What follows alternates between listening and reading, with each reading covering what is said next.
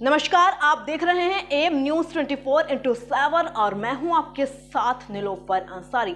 आइए नजर डालते हैं आज की ताजा खबरों पर। कन्नौज पहुंचे सपा सुप्रीमो अखिलेश यादव ने भाजपा पर जमकर निशाना साधा। उन्होंने आजम खान पर लगे मुकदमों पर कहा कि हमें न्यायालय पर भरोसा है कि आज नहीं तो कल उनके परिवार को न्याय मिलेगा।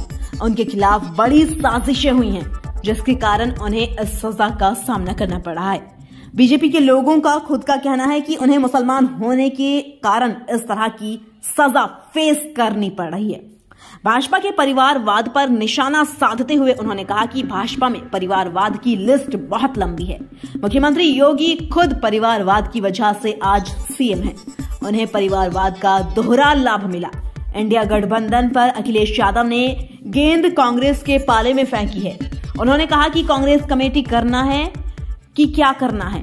फिलिस्तीन इजराइल विवाद पर अखिलेश यादव ने कहा कि दुनिया में जितने भी देश हैं उन्हें हस्तक्षेप करना चाहिए। योगी सरकार पर कटाक्ष करते हुए उन्होंने कहा कि प्रदेश में कहीं धान की खरीद नहीं हो रही, आलू किसानों की मदद भी नहीं कर रही सरकार। बंद पड़े काउ मिल्क प्लांट को लेकर भी उन्होंने भाजपा पर निशाना साधा। अखिलेश यादव ने कहा कि काउ मिल्क प्लांट के पत्थर पर हेमा मालिनी का नाम लिख दिया जाए तो जो कभी यहां आई ही नहीं। जातीय जनगणना के सवाल पर कहा कि भाजपा को जातीय जनगणना कराना ही पड़ेगा। अगर नहीं कराती है तो भविष्य में सपा सरकार बनने पर जातीय जनगणना कराई जाएगी।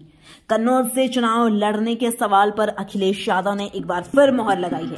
उन्होंने कहा कि इस बार यहां बीजेपी बुरी तरह हारेगी। मेरठ हादसे पर भी उन्होंने भाजपा सरकार पर सवाल खड़े किए हैं।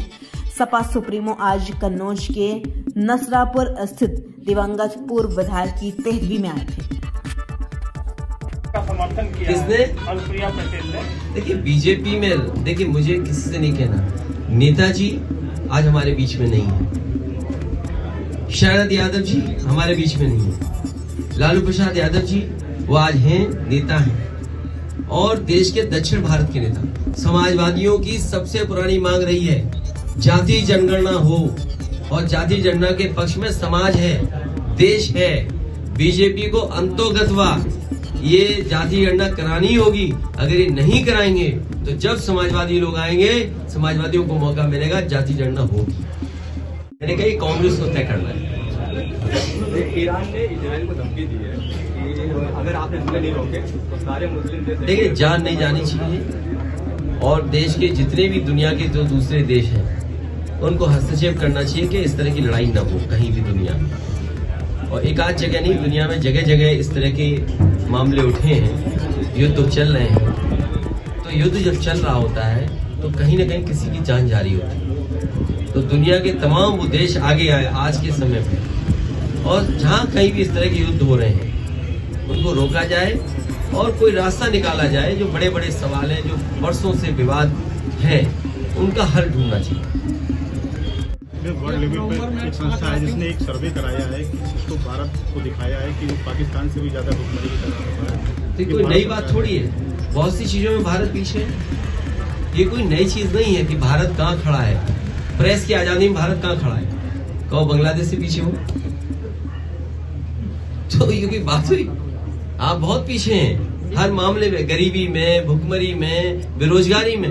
आप बताओ, हमारे मुखर्जी कहते हैं 46 में 56। कितने पढ़े लिखे हैं बताओ आप? कहानी कहा सदन में 46 में 56। तो अब बताओ हमारी रैंकिंग कहाँ होगी बेरोजगारी में? 5 राज्यों की विधानसभा चुनाव नवंबर में। देखिए हमें न्यायालय पे भरोसा है, हमें न्यायालय पे भरोसा है। आज नहीं तो कल मोहम्मद आजम खान साहब और उनके परिवार को न्याय मिलेगा। उनके खिलाफ बड़ी साजिश हुई है, बड़े षड्यंत्र हुए हैं और साजिश षड्यंत्र का ही परिणाम है कि आज उन्हें इस तरह की सजा का सामना करने पड़ रहा है। और उन्होंने यूनिवर्सिटी बनाई और बीजेपी के लोगों का कहना है, बीजेपी के अंदर के लोग हैं, जो अंदर लोग बैठे हैं, उन तक ने कहा कि आजम खान साहब मुसलमान हैं, इसलिए उन्हें इस तरह की सजा का फेस करनी पड़ रही है। विधायक को सम्मान नहीं मिला था, उसको लेकर परिवारवाद पर राहुल गांधी ने अमित शाह और राजनाथ पर सवाल उठाए, इस पर क्या कहेंगे आप? भाई दो ही है क्या? योगी जी, अरे यार तू कैसी बातें करते हो भाई। अब मैं बताता हूँ आपको, मैंने तो सदन में कहा परिवारवाद की अगर किसी ने सबसे पहले चुनाव लड़के शुरुआत की तो योगी जी ने। आप बताइए योगी जी के जो पहले थे उनका क्या रिश्ता था? तो परिवारवाद तो वहां से शुरू हुआ। तो मैं दूसरे प्रदेश में चले गए, अपना नहीं देखोगे क्या? मुख्यमंत्री जी परिवारवाद की वजह से नहीं उस कुर्सी बैठे और उस मस्त पे बैठे, उन्हें तो परिवारवाद का दोहरा लाभ मिला, मठ भी मिल गया और कुर्सी भी मिल गई, 2 लाभ। सोचिए आप। तो इसलिए बीजेपी का परिवारवाद बहुत लंबा है, बहुत बड़ा है। ये धान तैयार है, बताओ कहीं धान खरीदा जा रहा हो तो बता दो, अगर तैयारी हो कहीं तो बता दो, मंडी में अगर खरीदने का कोई इंतजाम हो तो बता दो। ये मंडी इसीलिए बनी है 100 एकड़ की, जिससे किसानों की जब भी फसल तैयार हो जाए यहाँ पर उसे कीमत मिल जाए। अपने रंग में पुता दिया कि ये भाजपा की है, तुम मानोगे भाजपा की है वो मंडी बनाई है, दुकानें अलॉट कर दी अपने समर्थकों को, तो कैसे किसानों को मिलेगा कीमत? जब अपने ही समर्थक मंडी चलाएंगे तो कीमत क्या दोगे आप किसान को? न धान की दोगे न आलू की कोई सुविधा। अच्छा 1 किलो आलू खरीदा हो सरकार ने तो बता दो, आलू खरीदा कभी? मिला क्या? अरे हम कुछ भी घोषित कर दें, अभी घोषित कर देंगे यहाँ कुछ करेंगे हम, तो क्या कर देंगे बीजेपी? उन्होंने ये घोषित किया था कि पानी में हवाई जहाज चलेंगे, गंगा में चला भी था जहाज, गंगा साफ हो जाएंगी। कभी काली नदी में गए हो? हम ये कहते हैं जहाँ काली नदी और गंगा जुड़ रही हो वहां मुंह धो के आ जाओ तुम, तब पता लगेगा कि गंगा साफ हुई क्या नहीं हुई। मिल्क प्लांट का उद्घाटन की पटिया पर प्रधानमंत्री जी का नाम लिखा हो, हेमा मालिनी जी का नाम लिखा हो। क्या हेमा मालिनी जी उमरदा आई कभी?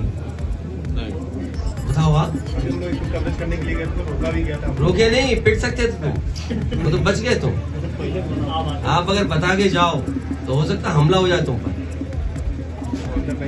नहीं अंदर इसलिए नहीं जाने को दिया, वहाँ वर्ल्ड क्लास आज के हिसाब से जो टेक्नोलॉजी है टेट्रा पैकिंग वो बंद कर दी। आप खुद सोचो ना भाई, हेमाली से क्या लेना देना इस मिल्क प्लांट का?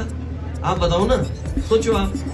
और सरकार को आज समझ लें, इस देश के राष्ट्रपति कलाम साहब उन्होंने उद्घाटन किया था उस गांव में, फकीरपुरवा गांव में बिजली का प्लांट। ये अपने आप में उदाहरण था। अरे भाई हमने एक गांव में किया, तुम 100 गांव में कर देते, तुम्हें किसने रोका था? तुमने 100 गांव में क्यों नहीं किया? और इकलौता गरीबों का गांव, वो यादवों का गांव नहीं है, यादवों का गांव नहीं था वो। ये बीजेपी को लगता है सोलर का कलाम साहब ने किसी यादव के गांव का किया है। अरे सोच ही नहीं पा रहे, इतनी बुद्धि है उनमें, क्या करें उसके लिए? कलाम साहब राष्ट्रपति रहे, उनका उद्घाटन किया हुआ बंद करा दिया। ये उम्मीद करोगे इनसे? ये देशभक्त लोग हैं, ये ढोंगी लोग हैं। सोचो, राष्ट्रपति का जो अपमान करते हो उनसे बड़ा ढोंगी नहीं हो सकता कोई, उनके अंदर राष्ट्रप्रेम नहीं हो सकता। जो राष्ट्रपति के उद्घाटन किया हुआ प्लांट को बंद कर दें वो कभी भी राष्ट्रभक्त नहीं हो सकता।